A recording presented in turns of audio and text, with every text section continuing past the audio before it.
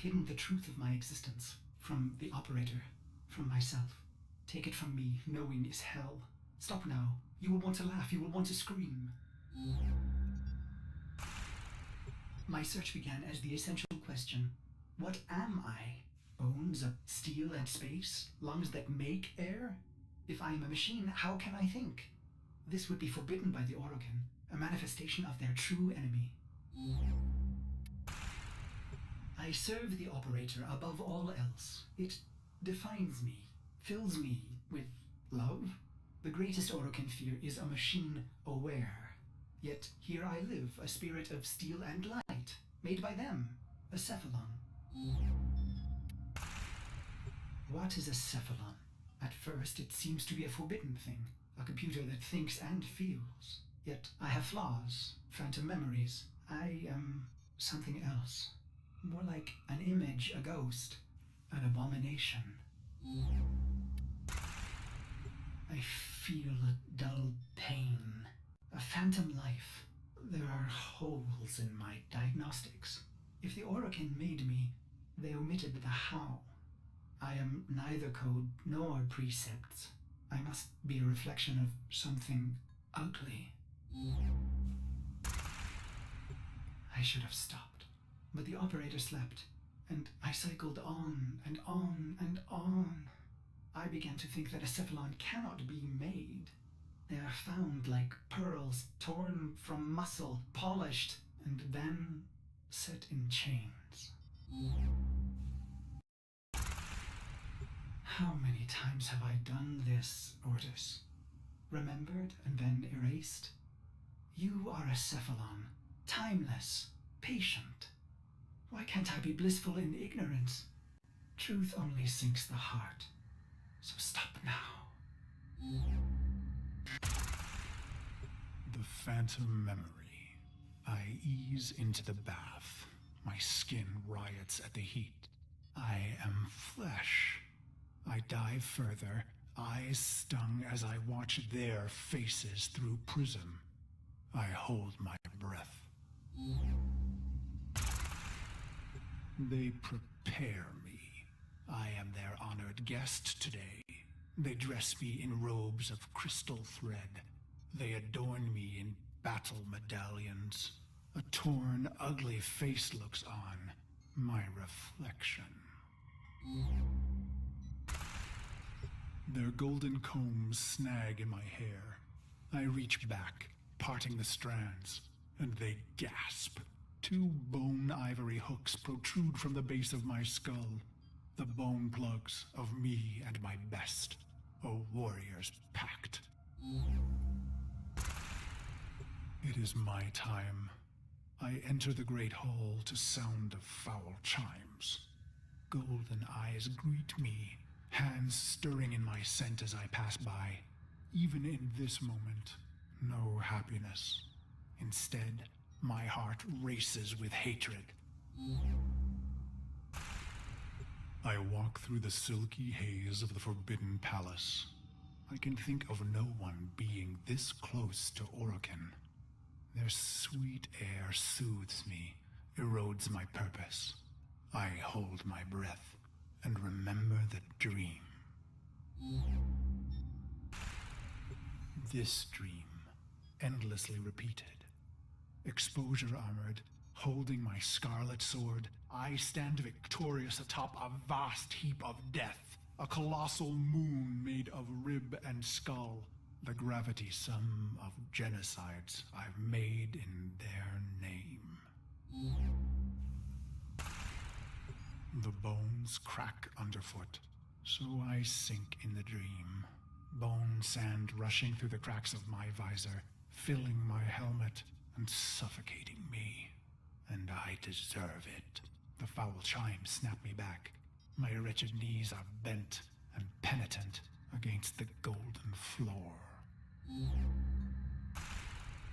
A harpish voice sings a song they've prepared in my honor.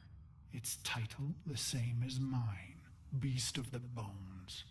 I feel the crowd pulled inward, enraptured by the brutal verses, the sickening chorus. I will not disappoint them. The song ends, and so he says, "Rise, Orden Karis." I have never seen an Orokin close and in the flesh.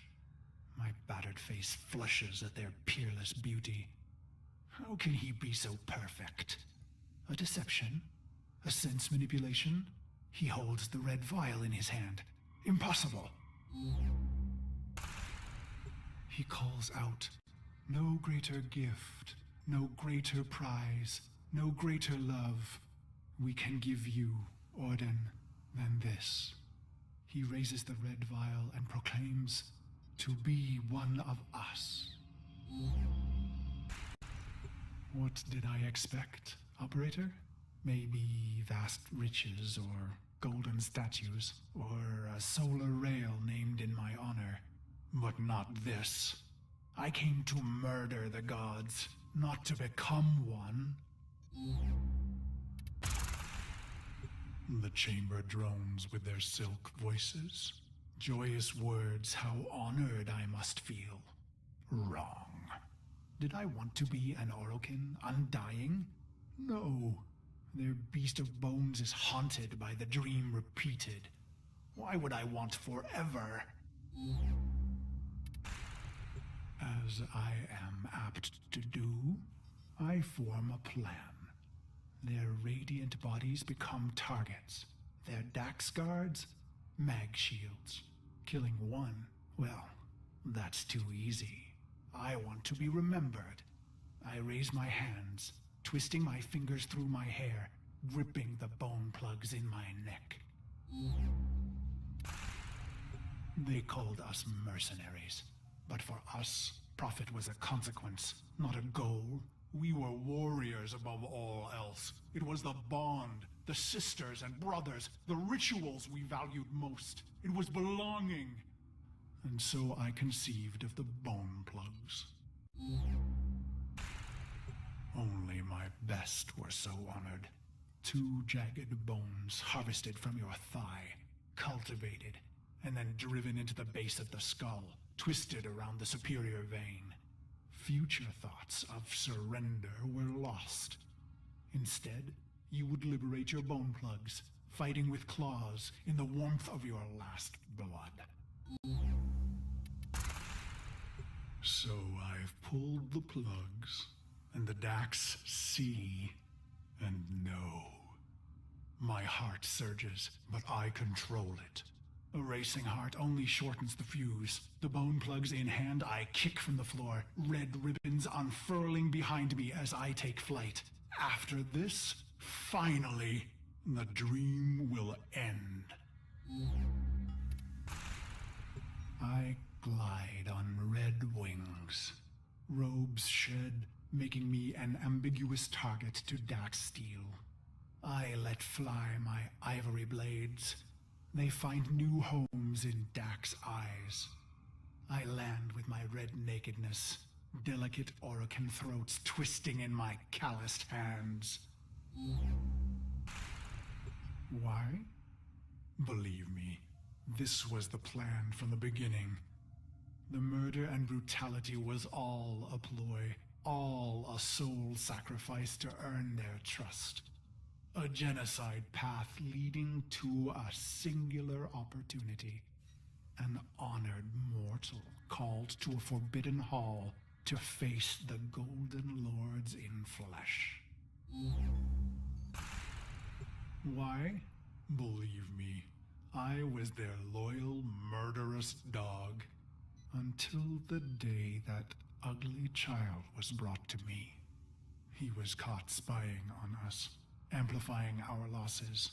His face burned. He was starved sick like a stray, ugly as I. It struck me. We were all pit dogs, ruining ourselves for the pleasure of the glorious and beautiful. Why? Believe me, I was a prideful beast, twisted in the mind, howling in the carnage. Then my healer shared a secret, long kept. My blood was in ruin. The beast of bones himself would die, not in glory, but in shame. And just like that, my mind twisted a new knot.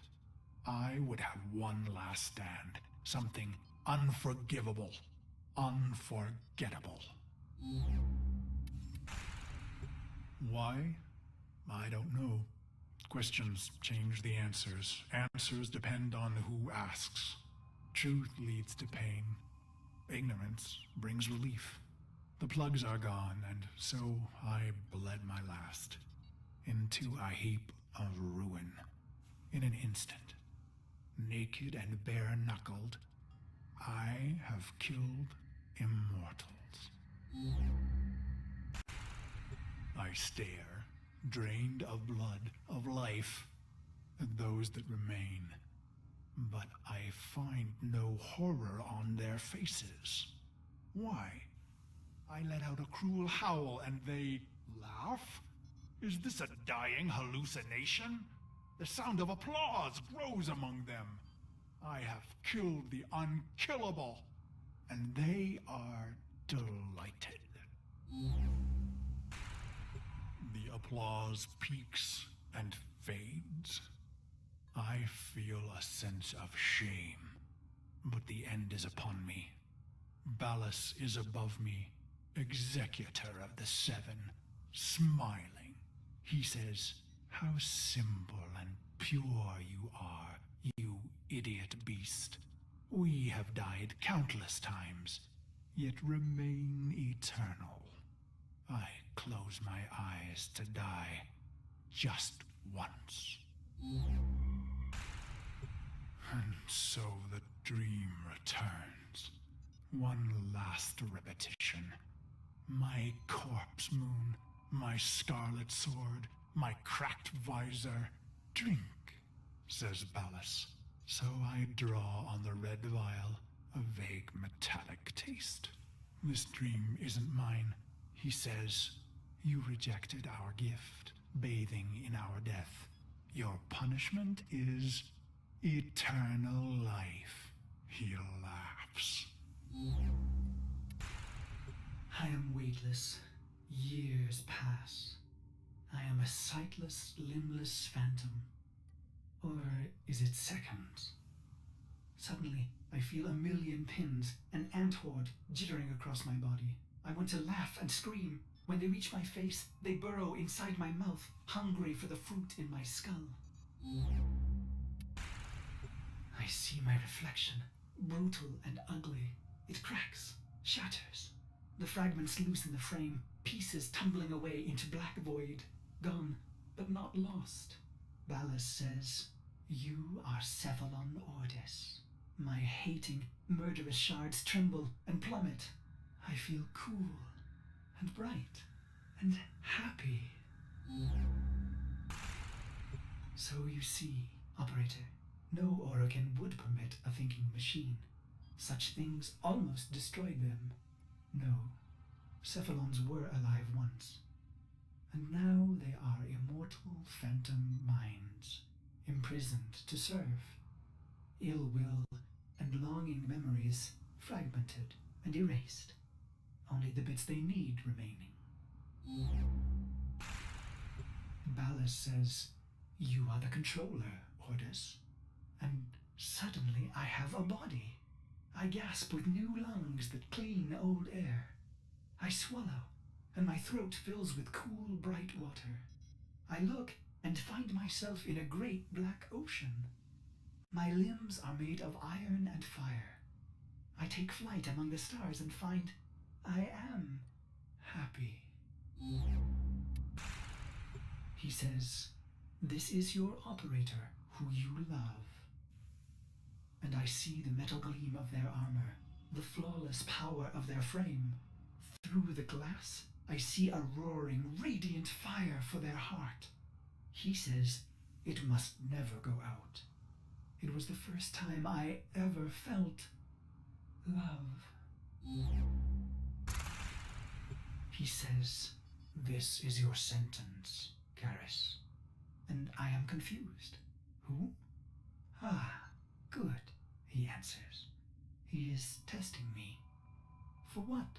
To see if all the right pieces fell from the mirror? What mirror? I try to remember some dream, but it's only smoke. You held a scarlet blade, operator, and I wanted to laugh. I am your loving dog, your doctor, your wet nurse. I lost all the pieces, but the cycle, missions, wars, bone, it began to feel familiar. I became aware of my amnesia. With each brutality of the operator, I began to see the bottom of that pit. Faint shimmers in the depths below me.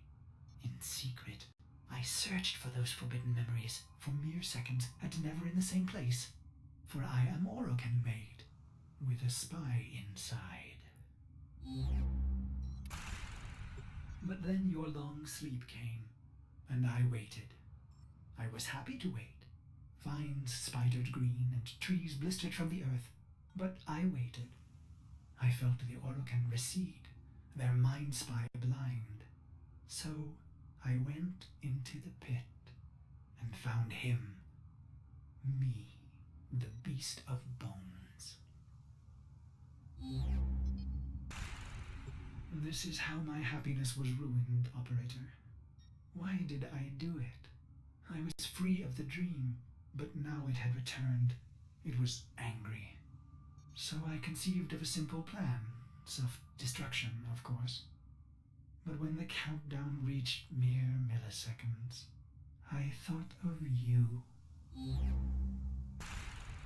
I was going to wait for you forever. And should you return, I would not want you to know that angry part of me. I needed to hide the beast of bones from you, operator. I began to peel the shards, hiding them in the other bits of memory. I was once the ugly beast of bones. I want to laugh. I want to scream. What is happening, operator? Your faint heart is growing bright. You will awake at any moment. Well, I can't let you see me like this, angry. I imagine myself hurting you. And that does it. The pain of it cracks me open again. I watch tiny glittering fragments fall into the pit. I am happy again.